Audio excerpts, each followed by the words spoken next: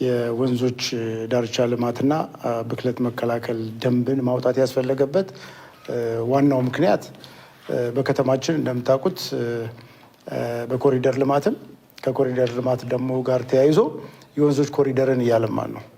የወንዝ ዳርቻ ልማት እና ራሱ የወንዞችን ማልማት ትልቅ ኢኮኖሚያዊ፣ ማህበራዊ ፋይዳ አለው ተብሎ ከተጀመረ ረጅም ጊዜ ቢሆንም ይህ ጅምር ውጤት የሚያመጣው የሚደረጉት ከፍተኛ ኢንቨስትመንቶች ውጤት የሚያመጡት ወንዞቹን ማልማት ብቻ ሳይሆን ወንዞቹን ከብክለትም መከላከል አስፈላጊ ስለሆነ ነው።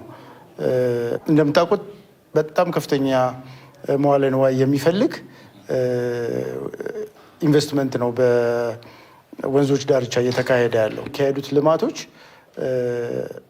ዝም ብሎ ከተተውና አሁን በነበረበት ሁኔታ እንዲቀጥል ከተደረገ ያው ታጥቦ ጭቃ ነው የሚሆነው።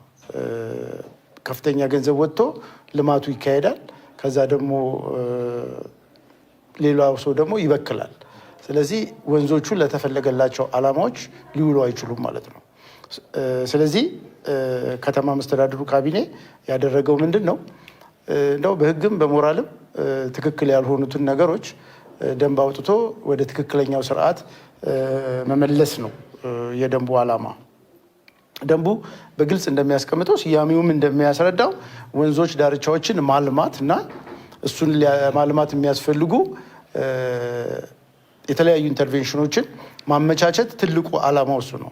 እኛም እንደ ቢሮ ስራችን እሱ ነው። ግን እሱን እያለማን ግን ብክለትን ደግሞ መቆጣጠር ያስፈልጋል። ስለዚህ ማልማት እና ብክለትን መቆጣጠር ነው ውጤት ልናመጣ የሚያስችለው